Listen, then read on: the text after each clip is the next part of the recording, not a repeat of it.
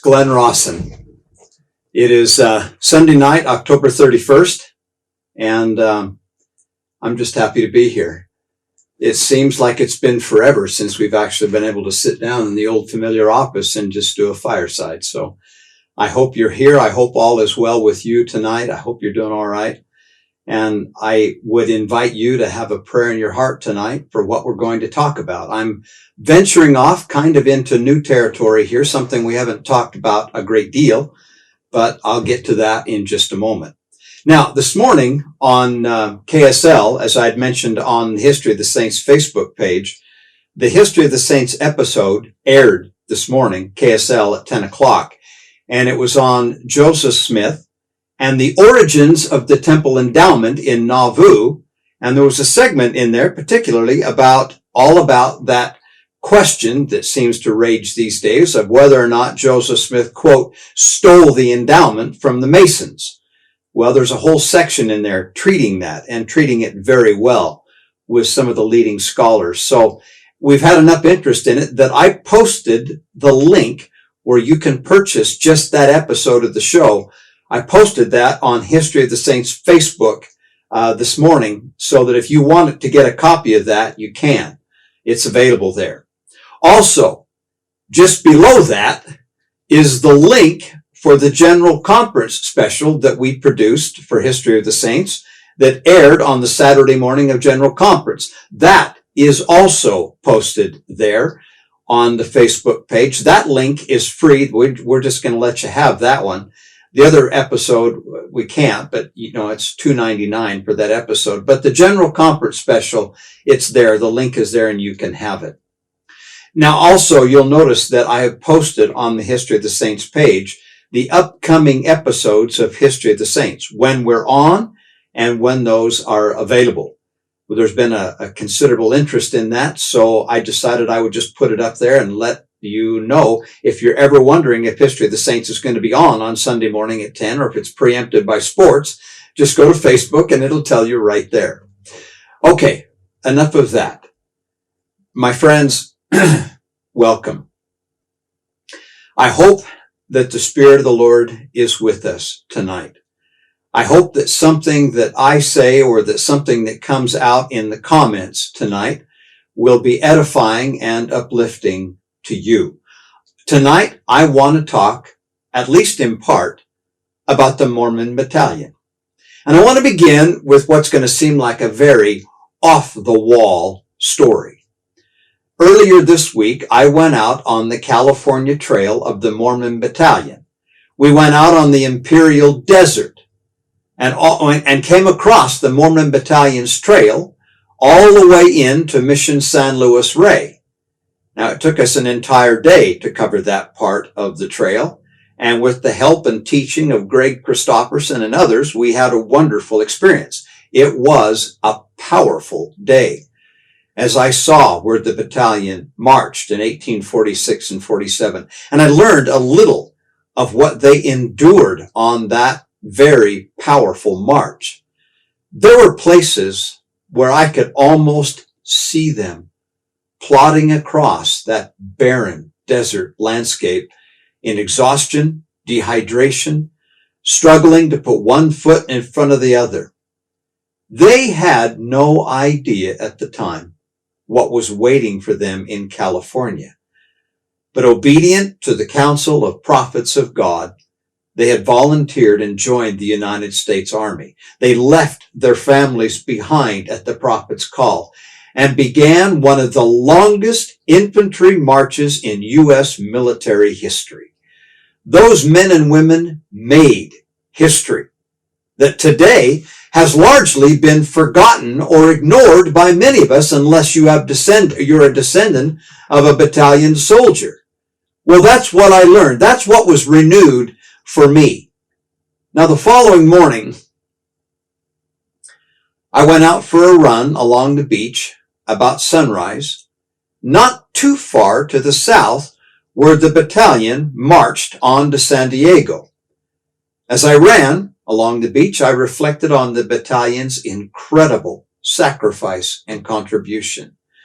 I'd run several miles and then stopped. I noticed a rather ordinary looking bird about the size of a crow was on the beach with me. His most unusual feature was a very long bill that was dark tipped. What caught my attention was the way this bird was marching down the beach where I was, right there at the waterline, right where the waves come in. And as that bird was walking along the beach, it would thrust its bill into the wet sand.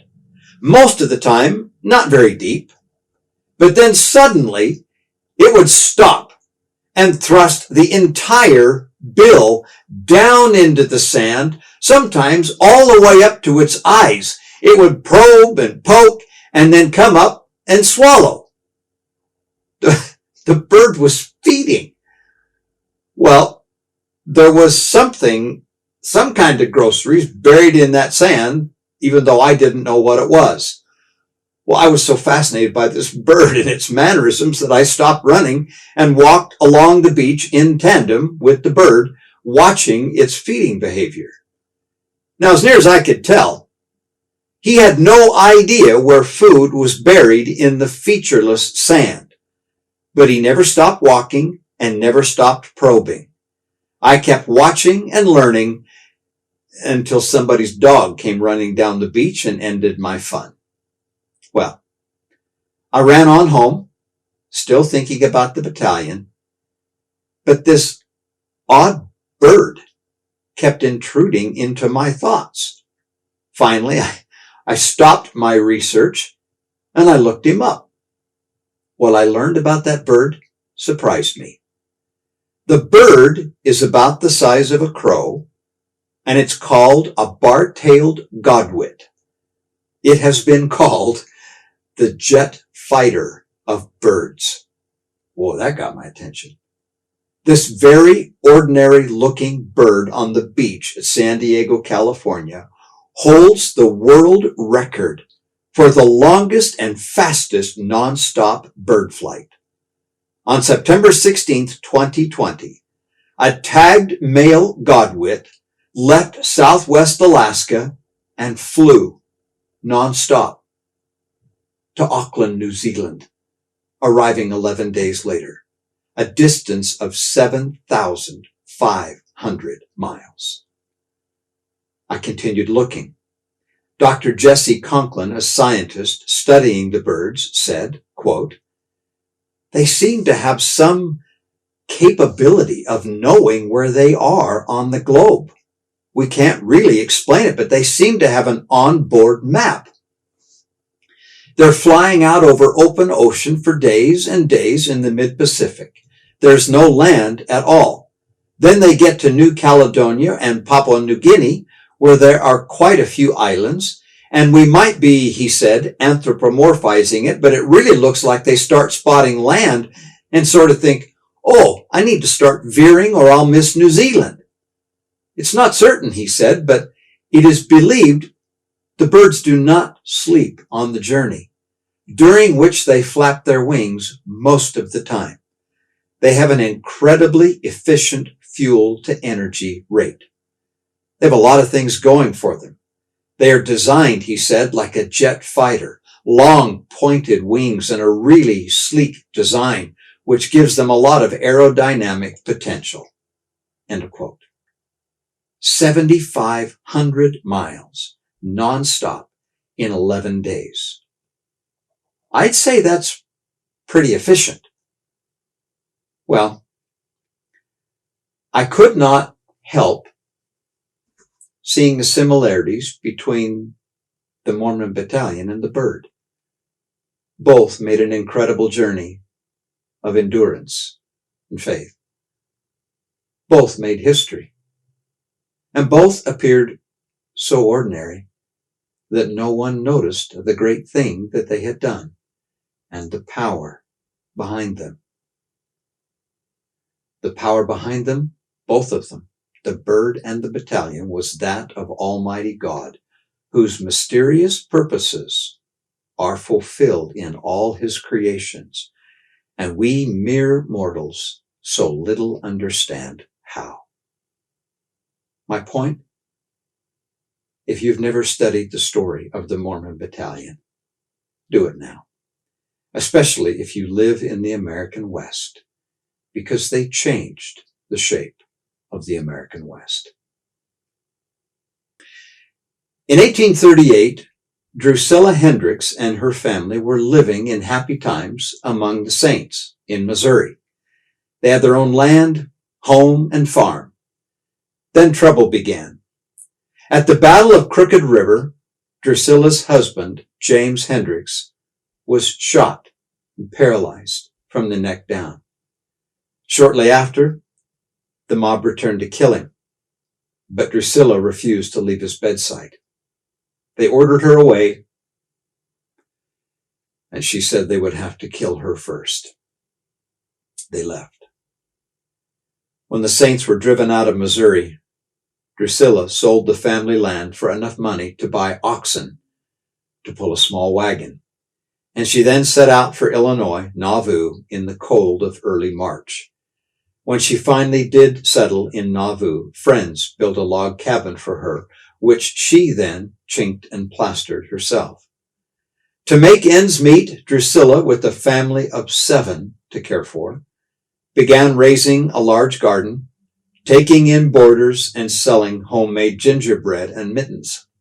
Then, in the winter of 1846, Drusilla again loaded up her family and with the rest of the saints crossed the Mississippi River and headed for a new home somewhere over the Rocky Mountains. While she and the other saints were camped near the Missouri River in July of 1846, Captain James Allen of the United States Army came asking for volunteers for the war with Mexico. The saints were first insulted at the very idea. The government that had allowed the deaths of Joseph and Hiram, driven the saints out of the United States, now wanted 500 of their best men for their army. It seemed, at best, a cruel request. But then President Young went among the saints and asked them to join the army, that this would be for the salvation of the church, and men turned out to enlist. Drusilla could not bear it. For 7 years, her son William had been her greatest help. Now, how could she give him up? How would she survive a 1,000-mile journey across the wilderness without her eldest son, and that with an invalid husband who needed constant attention? She struggled within herself. Are you afraid to trust the God of Israel? The Spirit whispered to her. Then one morning, as Drusilla was preparing to fix breakfast there on the Missouri River, the Spirit spoke again. Quote, Drusilla, do you desire the greatest glory of heaven? Yes, Lord, she answered. Then how can you get it without making sacrifices? Lord, she said, what lack I yet? Let your son go in the battalion, came the Spirit's whispered reply. When the call came again for more men, Drusilla's oldest son, William, enlisted at his mother's urging. But it was too much for her. As he marched off, she sought seclusion, knelt down, and told the Lord that if he wanted my child, she said, to take him, only spare his life and let him be restored to me. End of quote. In answer to that humble mother's request, the Spirit of the Lord said, quote, it shall be done unto you as it was unto Abraham when he offered Isaac on the altar. End of quote. She kissed William, pushed him off, and stood watching until he was out of sight. 15 months later, William rejoined his family in the Salt Lake Valley. Ezra Allen, 29 years old, enlisted in the Mormon Battalion on July 16, 1846, from near Mount Pisgah, Iowa. He signed on as a musician in Company C. He had been a fifer in the Nauvoo Legion. He left Sarah and 2 children and made the historic march to California. While he was gone, Sarah's struggles to survive tried her faith and refined her soul. All the while he was gone, she waited for her beloved's return. In July 1847, Ezra had now been discharged from the battalion in Los Angeles. He joined others and headed home over the Sierra Nevadas. Up in the top of the mountains, his party met Captain James Brown, who had come from Salt Lake, delivered a message from President Brigham Young that there were no provisions in the valley to support them in the new settlement of Salt Lake, and that they should winter over in California and come on the following season. Obediently, Ezra turned back and passed the winter working for John Sutter. May 1st, 1848. Anxious to be home, Ezra and others set out to cross the mountains, but the snow was still too deep. They turned back. Meanwhile, Sarah began to eagerly anticipate the return of her husband. Quote, I looked forward to the time when his strong arms would lift these burdens of care from my shoulders, she said. I gathered grapes from the lowlands near the river and made preparations, making things I thought would please him. End of quote. Then she received word that a group of battalion men had reached the river, the Missouri River, and would cross in a few days in search of their families. She wanted to go to him, but she couldn't. So she waited anxiously, hanging on every footfall that sounded outside her door. Then word came that 3 battalion men had been killed in the mountains of California by Indians. Her hopes were blasted in a moment, for she knew in her heart that one of them had to be her Ezra. And so it was. Ezra and 2 others had been searching for a route over the mountains. June 27th, 1848, they had made camp near a spring. There they were ambushed, attacked, brutally tortured, and killed. Ezra's fellow travelers found his body and that of his 2 companions later, buried them, and marked the site.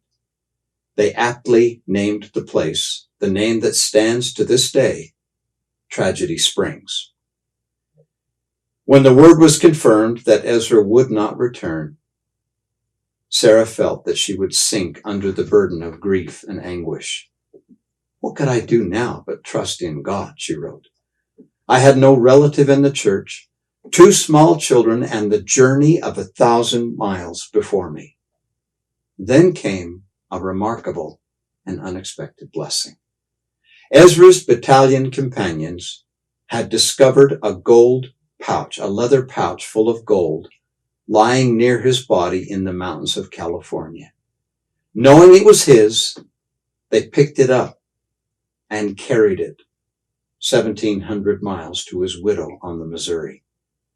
As they handed it to her, Sarah saw the blood that stained the leather.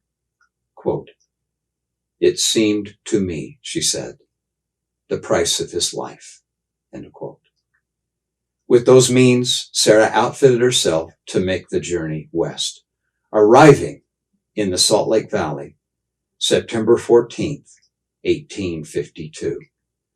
Sarah Beriah Fisk Allen eventually remarried Joel Ricks, and they settled in Cache Valley, Utah, where she faithfully served 10 years as one of the first Relief Society presidents in Logan. She is buried in the Logan City Cemetery. Today, we sing fervently, onward, ever onward, forward, pressing forward. Looking back at those in our past and all that they went through, how can we do otherwise? Horace Alexander was among local toughs who delighted in harassing the Mormons in this small Indiana community as they held their church meetings. Then one day, he met one of their young women, 16-year-old Nancy Reeder. And evidently, he was taken not only with her, but also with her religion, and soon he was taught the gospel and baptized. They were among those who lost everything when the Saints were driven out of far west Missouri. They moved to Alton, Illinois, where Horace practiced carpentry. On April 6, 1841, Horace was called to be a carpenter on the Nauvoo Temple. They moved to Nauvoo and remained there until the temple was completed. The Alexanders were among the first to leave Nauvoo in the Great Exodus. At the Missouri, Horace heard the call for volunteers to join the army in the war against Mexico, and he volunteered, leaving behind his pregnant wife and 3 daughters. On January the 1st, 1847, Nancy gave birth to a baby boy, but their shelter and bedding was not sufficient to keep the mother and child warm and dry. Nancy contracted pneumonia and became gravely ill. A young woman named Catherine Houston was asked by concerned family members to help Nancy. As Nancy grew weaker, she asked Catherine to promise her that she would care for her girls and get them to the Salt Lake Valley to meet their father. Catherine made the promise, and Nancy, sick, lonely, and dying, asked for her husband's riding boots. When Catherine fetched them, Nancy clutched them to her and wept. A short time later, she passed away, and her infant son were buried in the cemetery at Winter Quarters, Nebraska. Family members immediately wrote a letter to Horace informing him of his beloved wife's death. That letter would reach him high up in the top of the Sierra Nevada mountains. In the summer of 1847 is when he got the letter. The following spring, Horace, now in Salt Lake, learned that his girls were on the trail westward bound for the Salt Lake Valley. Horace rode out and met them somewhere near the Sweetwater in Wyoming. Their reunion was joyous, and for the first time, Horace met Catherine, who had more than honored her promise to care for these girls, who by now she loved as her own. February 15th, 1849, Horace Alexander and Catherine Houston were married. True to her promise and beyond, Catherine became as a second mother to the daughters of Nancy Alexander. The sacrifices made by members of the battalion and the families they left behind is another part of our church history that needs to be remembered and needs to be remembered. My friends, I just wanted to let you know for a moment that the new hymn book, the book called Stories of Our Hymns, well, the sales of that book are doing exceptionally well. Thank you. It's available at at glenrossenstories.com. So if you'd like a copy of that, get in touch with Jason and Diana at Glen Rawson Stories, and they'd make a great Christmas gift. And the only thing I can tell you about that book is it is so powerful that you'll never sing those hymns the same way again. And also, I wanted to ask you, those of you that are listening, if you can hear me, and I apologize for the mess up tonight. If you have stories about family members of yours that were members of the battalion or part of the families they left behind, would you please share those stories? Get in touch with me or Diana. If you have stories in your family history about members of the battalion or their wives and families, I would so dearly love to collect those stories and share them. So again, if you have any, get in touch with me, please. Now, we're trying to figure out why some of you aren't getting the weekly stories. And we'll figure that out soon enough, and we'll let you know. But I recognize that some of you aren't getting them. I got a number of emails this morning. I apologize. We'll get it figured out. There's a lot to this technology. And frankly, I understand horses, but I don't understand computers, obviously. I wanted to ask you something else, too. If there's any of these stories that you hear on a weekly basis in the Sunday night firesides that you think should be turned into a story sent out to everyone as a weekly produced video, let me know. Because the stories you want me to make into videos, those are the ones that I will produce and send out to everyone all over the world. And once again, many thanks to all those of you who have bought books and CDs, all those of you that have been weekly subscribers, and all those of you who are VIPs. Thank you. Thank you so much for the support. I don't know how to say that with any more feeling and sincerity. Melissa Burton was born March 2nd, 1828 in Ontario, Canada. When she was 10 years old, she was baptized a member of the Church of Jesus Christ of Latter-day Saints. When the Saints left Nauvoo in 1846, Melissa and her family were among them. On June 2nd, 1846, at Mount Pisgah, Iowa, she married William Coray. She was 18 years old. Just days later, a call came for volunteers from the church to fight for the United States, as I said, in the war against Mexico. William volunteered. Melissa saw no reason why she must remain behind. She said, if he must go, I want to go. Why must women always stay behind and worry about their husbands when they could just as well march beside them? End of quote. I love that. What a woman. Well, leaving her family was very difficult, but she felt it was her duty to her church, to her husband. Indeed, she left, and she never saw her mother in mortality again, as she passed away and was buried along the Missouri River in 1846. Melissa was employed as a laundress for Company B. She departed Council Bluffs in July 1846 and marched with the battalion to Fort Leavenworth, Kansas Territory, and from there the battalion was outfitted and marched on to Santa Fe, and from Santa Fe across New Mexico, Arizona, and the Imperial Desert of California, building as they went a great wagon road of more than 1,000 miles. It was an unspeakably grueling and difficult march. On a number of occasions, those too weak or sickly were dismissed from the ranks of the battalion, the sick detachments. From Santa Fe onward, Melissa was one of only 5 women to continue on. She said, quote, I didn't mind it. I walked because I wanted to. My husband had to walk and I went along by his side. End of quote. The country through which they journeyed was formidable and dangerous because of a lack of water and food. To survive, Melissa carefully rationed their food and would carry a stone in her mouth to lessen her thirst. Somewhere in Arizona, Melissa learned that she was expecting, and from that time on did her best to hide her pregnancy and the nausea that relentlessly accompanied it. Finally, in January 1847, the exhausted members of the battalion reached the shores of the Pacific. As one soldier quipped, they came in not with flags flying, but with rags flying.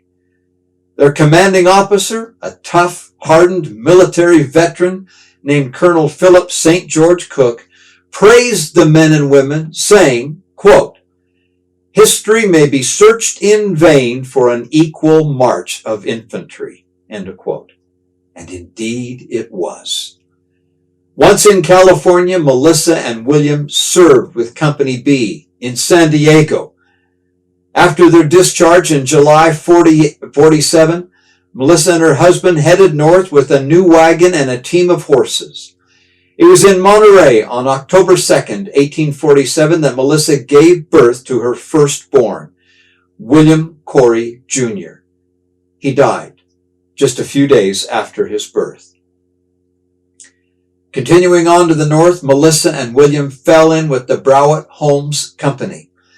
They determined to blaze a new road over the Sierra Nevada mountains south of Lake Tahoe. It took them 6 long weeks to build a wagon road over Carson's Pass.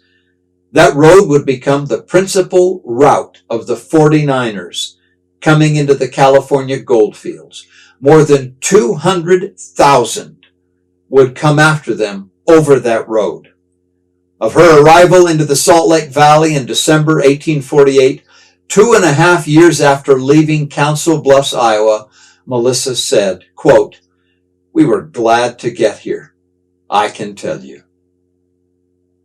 This was the promised land that Melissa had dreamed of. But it was to prove a harsh land.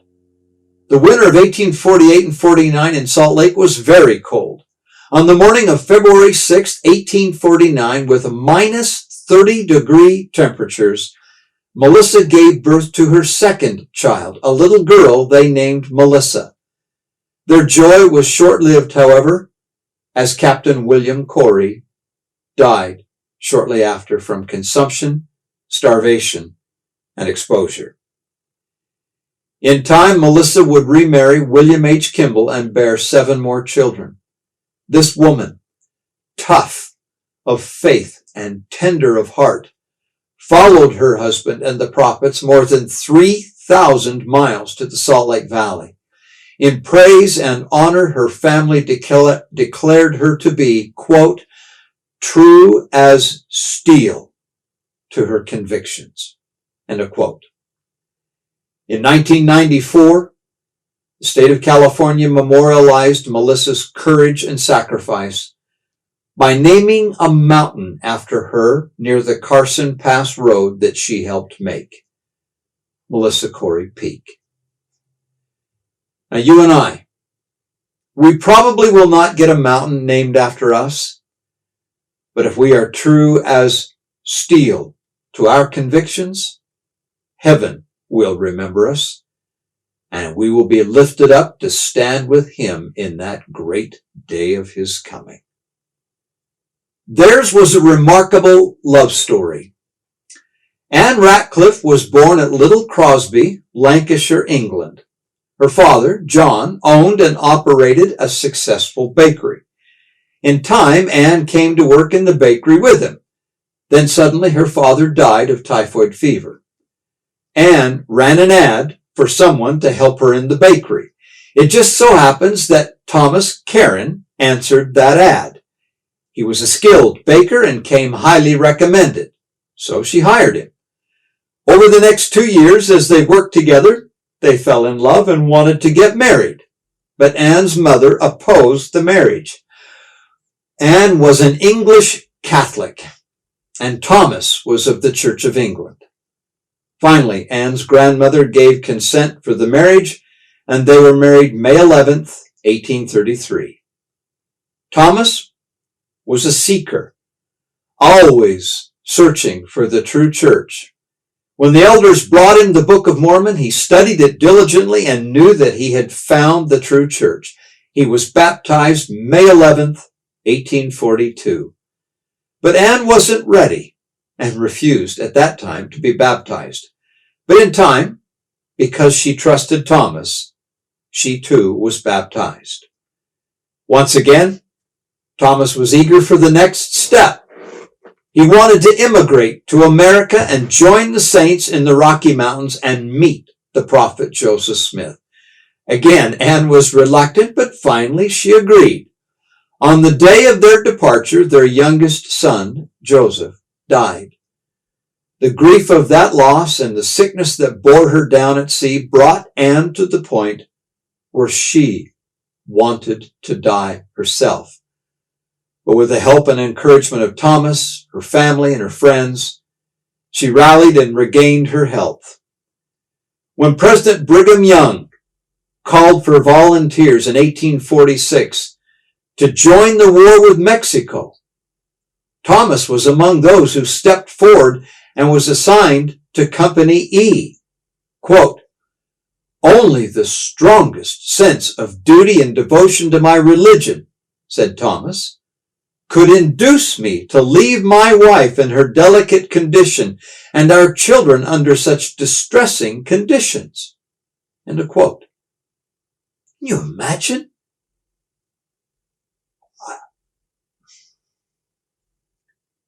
To leave your wife and your young family behind. That takes a lot of faith. The shock of Thomas's leaving caused the expecting Anne to go into labor and prematurely deliver a baby girl. The babe lived only 24 hours. Thomas Karren marched off with the battalion headed west. Anne and the 5 remaining children lived for a time in their wagon there on the Missouri River. It was the rainy season, and frequently the children would wake to find their ill and weakened mother immersed in her bedding in the wagon box. They would pick her up, dip out the water, and lay her back down. Then in time, a man came and offered Anne his cabin back at Garden Grove. She took it, even though it meant she would have to backtrack along the trail. There, she and the children established a comfortable home. Sometime in October of 1847, a stranger, clad in buckskin and buffalo leather, came to their door. When he entered the home, the youngest of the Karren children were frightened and ran away. But they very soon realized that the wild stranger was their father. Quote, "Words cannot express the great joy of such a return home," end of quote, wrote their daughter, Catherine. "As my parents," she said, "had in their parting, thought they would never meet again." Thomas and Ann Karren eventually made their way west and became some of the first settlers of Dry Creek, Utah. A name we know today, a community we know today as Lehi. There they served, and there they were buried. The battalion served for about a year, but it would take another year, sometimes longer, for the men to find their families again, because they had no idea. When they were discharged in Los Angeles, their families could be scattered anywhere from the Salt Lake Valley all the way back to Nauvoo. And 1,300 miles of trail is a long ways to go looking for your family when you don't know where they are. Robert and Seviah Egbert were married on April 1st, 1846. Shortly after their marriage, they left to follow Brigham Young and the 12 to the west. It was there, same story, that while they were on the Missouri River, that Captain Allen came seeking for volunteers to join the war with Mexico.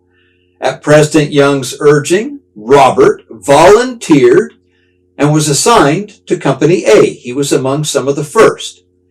He left his brand new bride, Seviah, there at winter quarters and marched away to California, leaving on July 20th, 1846.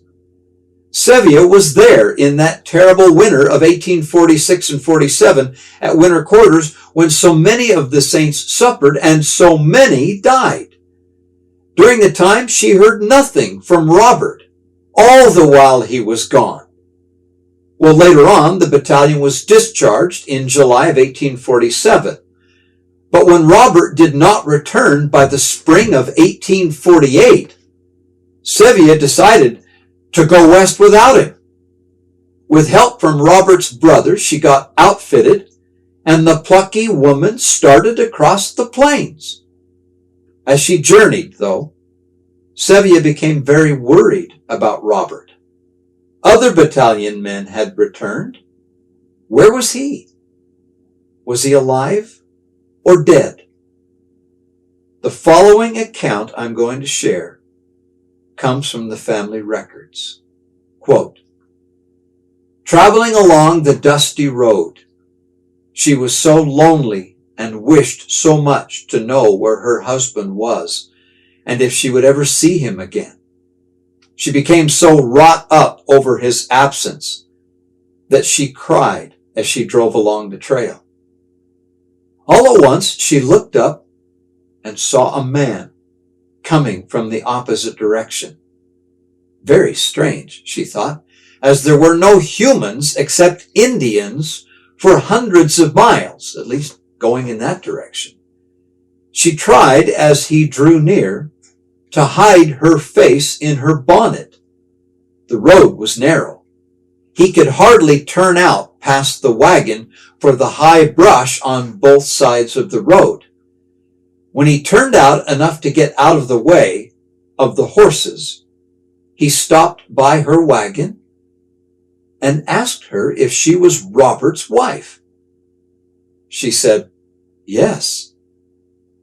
Well, she supposed it was some messenger from California who had seen her husband.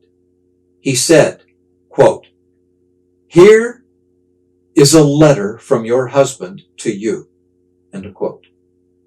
She took it and saw that it was written in his own handwriting. It said that he was well and would meet her at the head of the Sweetwater in Wyoming. She looked up to thank the stranger, but he was gone, nowhere in sight. When they came to a place, quoting, where they could get by, her brother-in-law, Joseph, stepped up to the wagon and asked Seviah who that stranger was and what he wanted. She told him about the letter and went to get it to show it to him. But the letter was gone. She couldn't find it. She rejoiced and her spirits were buoyed up, and she did not cry any more. Well, Seviah's company finally arrived at the Sweetwater. As they rolled into the camping area, there were people already camped there. She looked hard around to see if she could see Robert. Imagine her surprise when Robert suddenly walked up to her and found her. Robert had spent the winter of 47-48 in Salt Lake and then turned east when the weather allowed to find his family. He had expected to travel all the way to Council Bluffs, but as the immigrants rolled into his camp that night, Robert saw a team and an outfit that looked strangely familiar, like his own. When he walked over to investigate, there he found his dear wife, Seviah. Now, we can only imagine the joy of their reunion. Seviah told him about the letter that she had received, to which Robert said he had never written her a letter, as he had no way of sending one to her. They both marveled over this strange experience and declared that it was one of the 3 Nephites who had written and gave her the letter. And the strange thing was that they actually did meet at the Sweetwater where the letter said they would. Together, they arrived in the Salt Lake Valley in the fall of 1848. But I hope and I pray for you this week that the Spirit of the Lord will be with you, that your faith and your courage and your strength will be sufficient for all that comes your way. Good night, and God bless.